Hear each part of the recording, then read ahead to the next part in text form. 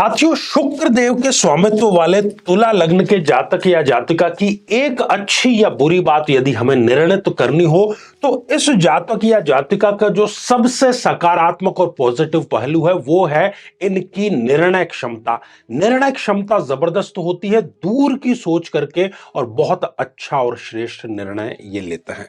लेकिन इनका सबसे बड़ा जो माइनस पॉइंट है वो है इनके दांपत्य जीवन को लेकर के। यदि इन्होंने कुंडली ठीक से नहीं मिलाई है तो इनके ऊपर इनका जीवन साथी सदैव हावी रहता है और इनके ऊपर जीवन भर वो शक की निगाह से ही किसी भी प्रकार की प्रतिक्रिया करता है।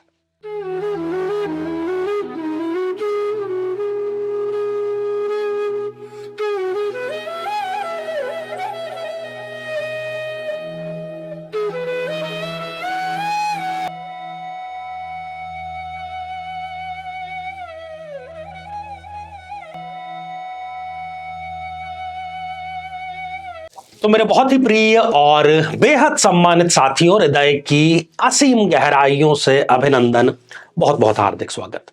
साथियों, प्रत्येक लग्न के कुछ फायदे और कुछ नुकसान होते हैं और उसी पर यह चर्चा चल रही है और चर्चा का ये जो श्रृंखला है वो आज आ पहुंची है तुला लग्न पर। तो तुला लग्न की हम बात जानेंगे, पांच बातें जानेंगे, पॉजिटिव और नेगेटिव है तो बहुत सी ज्यादा बातें होती है, लेकिन हम चूंकि ये पांच का ही सिलसिला चल रहा है। तो लग्न होता क्या है साथियों? लग्न होता है हम जो स्वयं है वो लग्न है। कुंडली के इस भाव से, जिसको कि हम लग्न कहते हैं, प्रस्थान बिंदु है किसी भी जन्म पत्रिका का, इसी से यह निर्धारित होता है कि यह व्यक्ति जातक या जातिका कैसी होती है। कुछ दूसरे फैक्टर भी काम करते हैं, लेकिन सिर्फ लग्न मात्र से भी यह पता लगाया जा सकता है कि यह जातक या जातिका कैसी है। तो मूलभूत रूप से फंडामेंटली तुला लग्न का जो जातक या जातिका है उसके क्या सकारात्मक और नकारात्मक पहलू है, आइए जानते हैं। और यदि अभी तक आपने अपने लग्न से संबंधित एपिसोड नहीं देखा है तो यहां आई बटन में हम आपको उसका लिंक प्रोवाइड करा रहे हैं, जाकर के आप जरूर देखें। सबसे पहले बात करेंगे पॉजिटिव बिंदुओं की। सबसे पहली और महत्वपूर्ण तुला लग्न की वो है इनकी निर्णय क्षमता, इनकी डिसीजन मेकिंग। साथियों, जबरदस्त होती है, दूरगामी होती है, बहुत दूर की योजना बना करके ये कार्य करते हैं, बहुत दूर की योजना बना करके ये निर्णय लेते हैं। और इनके आसपास के जो मित्र हैं, इनके आसपास के जो लोग हैं, वो भी इनकी सलाह से ही अपने जीवन के महत्वपूर्ण निर्णय लेते हैं। और बहुत खूबसूरत बात यह है कि ये जो निर्णय ले लेते हैं वो आगे चल करके सही साबित होते हैं, ठीक साबित होते हैं। साथियों, इनका जो व्यक्तित्व होता है ना, वो, मैं आकर्षक शब्द का जानबूझ करके इस्तेमाल नहीं कर रहा हूं, मैं यहां पर शब्द इस्तेमाल कर रहा हूं मोहक। इनकी जो पर्सनैलिटी है वो मंत्र मुग्ध कर देने वाली होती है, वो मन को मोह लेने वाली होती है। लोगों को लगता है कि बस इनका साथ जो है वो सदैव बना रहे, इतना मधुर इनका साथ होता है। लोग इनके साथ में वक्त व्यतीत करना अवश्य ही चाहते हैं। साथियों, तीसरी जो बात है वो इनका है एक जौहरी होना। ये किसी भी व्यक्ति की जो पॉजिटिविटी है उसको खोज करके निकाल है। जैसे कि कोयले की खदान में से, कोयले में से हीरा निकाला जाता है, वैसे ही ये देख लेते हैं कि ये जो व्यक्ति है ये किस काम का है। हो सकता है कि उस व्यक्ति को पूरी दुनिया धुतकार रही हो, किसी को भी उसमें कोई अच्छाई नजर नहीं आ रही हो, लेकिन ये उसको कैलकुलेटिव तरीके से उसको ग्रूम करके और उसका जो स्वरूप है वो सच्चा स्वरूप दुनिया के सामने लाते हैं। तो ये एक सच्चे जौहरी जरूर होते हैं। साथियों, इनकी चौथी जो क्वालिटी है वो है साधु संतों का सानिध्य। इन्हें बहुत पसंद होता है और साधु संतों का ये सत्कार जो है वो अवश्य ही करते हैं। जब भी इनको मौका मिलता है ये धर्म में, स्पिरिचुअलिटी में अपना पूरा योगदान देते हैं, अपना पूरा परिश्रम देते हैं, अपना पूरा समय देते हैं। और जिस भी प्रकार से, चाहे वो धन हो, तन हो, मन हो, संत की, सनातन की और धर्म की एक्टिविटी बनी रहे, तो कुल मिलाकर के ये दिल से जबरदस्त ढंग से धार्मिक जरूर होता है। एक और प्लस पॉइंट है कि इनको पैतृक संपत्ति प्रचुर मात्रा में अवश्य मिलती है। पैतृक संपत्ति को ये प्राप्त करके उसको लुटाते नहीं, बल्कि उसको कई गुना आगे बढ़ा करके अगली संतति तक पहुंचाने का कार्य करते हैं। तो ये बहुत अच्छे और बहुत पॉजिटिव पॉइंट 5 है। अब आइए साथियों जान लेते हैं कि नेगेटिव पॉइंट्स इस लग्न के क्या क्या हैं, ताकि उसको सावधानी से हम, यदि हम तुला लग्न के हैं तो उसको कैसे हम नेगेटिविटी को कम करें, पॉजिटिविटी को कैसे बढ़ा करके रखें।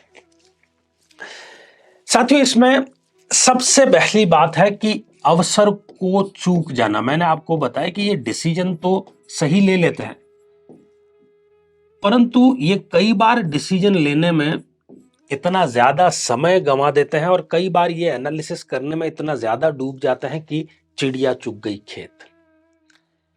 तो आपके लिए सलाह यही है कि डिसीजन लीजिए। आप नैसर्गिक रूप से अच्छे डिसीजन ले सकते हैं, लेकिन समय रहते वो डिसीजन लीजिए। और इनको मलाल रहेगा, आप अगर कोई 30 साल का जातक भी है तुला लग्न का पूछेंगे तो वो कहेगा कि उसने जीवन में कई बार जो अवसर हैं वो खोए हैं। साथियों, इनके ऊपर शक की सुई सदैव रहती है। किसी कन्या का, यदि मान लीजिए तुला लग्न किसी कन्या का लग्न है, तो उस पर जमाने की जो बुरी नजर है वो सदैव एक्टिव रहती है। पुरुषों के मामले में यदि ये कुंडली मिलाकर के ठीक से विवाह नहीं करते तो पत्नी सदैव इनको एक शक की पत्नी मिलती है और इनका जो जीना है वो दूभर कर ही अवश्य देती है। इसका सीधा सा समाधान है कुंडली मिलान करके, ग्रहों का, भावों का, महादशाओं का मिलान करके विवाह संपन्न किया जाए। और जनरली भी ऐसा देखा गया है कि शादी के बाद में एक तुला लग्न का जातक या जातिका अपने जीवन साथी के अंतर्गत ही रहता है, उसका जीवन साथी उस पर डिक्टेटरशिप करता है। तो ये जीवन साथी के वश में रहते हैं, ये कहा जाए तो बिल्कुल भी गलत नहीं होगा। साथियों, इसका एक नेगेटिव पॉइंट ये भी है कि ये अपने परिवार के और इनके विचार कभी भी नहीं मिलते। इनके जो खानदान है, पिता का है या माता का है, जो भी आप मान लीजिए, उनके विचार और इनके विचारों में दिन रात का फर्क होता है। और कभी भी तो ऐसा भी होता है कि ये अपने परिवार से बगावत कर देते हैं किसी विचारधारा विशेष को लेकर के। तो कुटुंब से मनमुटाव इनका बड़े स्तर तक होता है। मनमुटाव होता है, बैर नहीं। साथियों, तुला लग्न का जो यहां पर अंतिम स्थिति है जो नेगेटिविटी की, वो स्त्री रोगों या गुप्त रोगों से संबंधित है। आमतौर पर देखा गया है कि यदि इन्हें षष्ठेश की या अष्टमेश की या द्वादशेश की दशा चल रही है तो ये गुप्त रोग से अवश्य पीड़ित होते हुए देखे जाते हैं।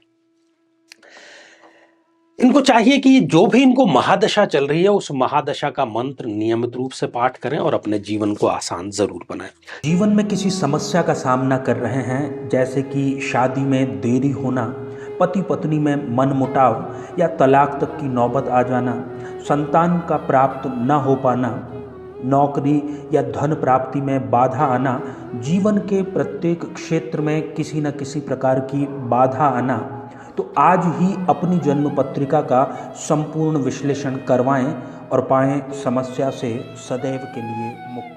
साथियों, ये श्रृंखला हमारी आगे भी जारी रहेगी। अब जो समय हो चला है वो आप लोगों के कमेंट्स को शामिल करने का है। तो पहला ही कमेंट आरती चिब इस आईडी से आया और आपने हर हर महादेव लिख भेजा है, तो आरती जी, आशीर्वाद हृदय की असीम गहराइयों से। अगला कमेंट नीरज कुमार जी का है, कर्क लग्न में 9th हाउस में चांडाल योग है, फिर भी कर्ज में जा रहे हैं। साथियों, कर्क लग्न के बारे में इन्होंने प्रश्न पूछा है कि कर्क लग्न की जन्म पत्रिका में इनके 9th हाउस में चांडाल योग है, अर्थात गुरु और राहु की यहाँ पर युति है। तो गुरु तो कुछ नहीं बिगाड़ रहा है, यहाँ पर स्वग्रही है, लेकिन यहाँ पर राहु देव जो है वो कर्क लग्न में एक मारक ग्रह होते हैं और इसलिए वो मारकत्व अपना दिखा रहे हैं। तो भाग्य को भी खत्म कर रहे हैं और जहां पर भी हाथ डालेंगे वहां केवल धोखे के अलावा और कुछ मिल नहीं रहा है और इसी कारण से जो कर्ज की स्थिति है वो बढ़ रही है। ऐसी स्थिति में नीरज कुमार जी, आपको राहु देव की शांति अवश्य ही करानी चाहिए। साथियों, अगला कमेंट ज्योति लोंधे इस आईडी से आया है और आपने नमस्कार लिख भेजा है। तो ज्योति जी, आशीर्वाद हृदय की असीम गहराइयों से आपको भी। तो साथियों, आज के लिए केवल इतना ही और इसी मंगल कामना के साथ में कि आप सभी स्वस्थ, समृद्ध और शांतिपूर्वक जीवन व्यतीत करें। नमस्कार।